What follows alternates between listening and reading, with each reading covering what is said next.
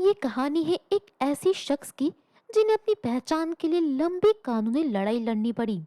ये कहानी है एक ऐसी ट्रांसजेंडर महिला की जिसने कभी हार नहीं मानी और परिस्थितियों से लड़कर जीत हासिल की और महज 25 साल की उम्र में देश की पहली ट्रांसजेंडर पुलिस ऑफिसर बनी। हेलो दोस्तों, मैं हूं आपकी दोस्त प्राची और आज हम आपको ऐसे ही एक ट्रांसजेंडर एसआई प्रीतिका यशीनी की कहानी बताने जा रहे हैं। अगर आपको हमारा वीडियो पसंद आए तो चैनल को सब्सक्राइब जरूर करें। आज भी हमारे देश में ट्रांसजेंडर कम्युनिटी को वो अधिकार और बराबरी का हक हासिल नहीं है और इसी बात को बदलने के लिए प्रीतिका ने एक लंबी कानूनी लड़ाई लड़ी। जब प्रीतिका का जन्म हुआ था तो उनके घर वालों ने उनका नाम प्रदीप कुमार रखा था, लेकिन लिंग परिवर्तन करवाने के बाद उन्होंने अपना नाम प्रीतिका यशीनी रखा। प्रीतिका अपने किशोरावस्था से ही काफी सहमी हुई रहती थी क्योंकि उन्हें खुद ही अपनी पहचान समझ नहीं आ रही थी, तो वो घर वालों को क्या समझाती। और उस वक्त वैसे भी अपने परिवार को ये बताना कि वो अंदर से लड़कियों की तरह महसूस करती है काफी कठिन था।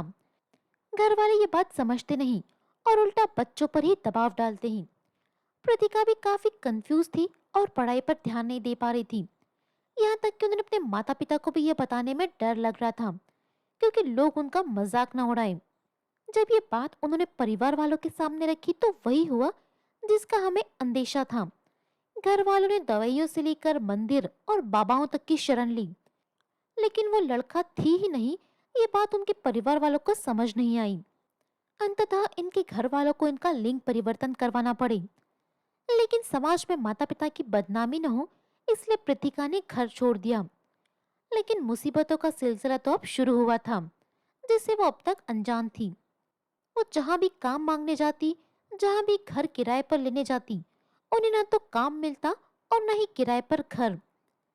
वो आंखों में आंसू लिए बताती है, मुझे वो दिन आज भी याद है जब मुझे पूरी रात कोयम्बेडु बस स्टेशन पर गुजारनी पड़ी थी। लेकिन प्रीतिका ने परिस्थितियों से हार नहीं मानी। उन्होंने मुसीबतों का सामना किया। इसके बाद उन्होंने सिविल सर्विसेज में जाने का फैसला किया और जब पुलिस ऑफिसर बनने के लिए आवेदन किया तो जेंडर के कॉलम में दो विकल्प थे, एक पुरुष और एक महिला। प्रीतिका ने महिला का विकल्प चुना, लेकिन उनका आवेदन निरस्त कर दिया गया क्योंकि उनका नाम प्रदीप और यह विकल्प मेल नहीं खाते थे। लेकिन उन्होंने हार नहीं मानी और उच्चतम न्यायालय का दरवाजा खटखटाया। लंबी कानूनी लड़ाई के बाद यह फैसला आया कि वो पुलिस ऑफिसर बनने के लिए बिल्कुल फिट है।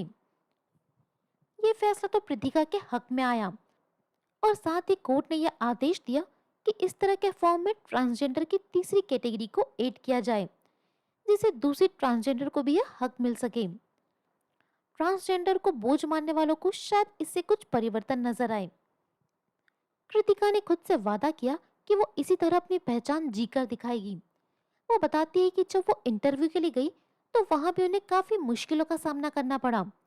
उन्हें अब पूरी तरीके से लगने लगा था कि वो जिंदगी की अपनी शर्तों पर जीने की चाह अब कभी पूरी नहीं कर पाएगी। प्रीतिका को अपना सपना पूरा करने में 6 साल का लंबा समय लगा और इन 6 सालों में उन्होंने महिलाओं के हॉस्टल वार्डन का काम किया और आखिरकार उनका सपना सच हुआ और उन्हें इसके बाद प्रीतिका ने सब इंस्पेक्टर की पोस्ट के लिए अप्लाई किया जिसे Tamil Nadu uniformed services recruitment board ने निरस्त कर दिया क्योंकि उस समय कोई थर्ड कैटेगरी का विकल्प नहीं था। प्रीतिका ने फिर कानूनी लड़ाई लड़ी और अंत में जीत हासिल की। प्रीतिका का सपना ट्रांसजेंडर समुदाय के लिए कुछ करने और उन्हें समाज में मान सम्मान दिलाने का है। वो हर माता पिता को सलाह देती है कि अगर आपका बच्चा दूसरों से अलग है तो उसे इसी रूप में स्वीकार करें। प्रीतिका महज 25 साल की उम्र में देश की पहली ट्रांसजेंडर सब इंस्पेक्टर बनी और अपने दम पर सफलता की शिखर पर पहुंची। तो दोस्तों, आपको प्रीतिका यशीनी की ये इंस्पायरिंग स्टोरी कैसी लगी, हमें कमेंट करके ज़रूर बताएं। अगर आप ऐसी ही और भी इंस्पायरिंग स्टोरीज जानना चाहते हैं तो सब्सक्राइब करें गजब खबरें।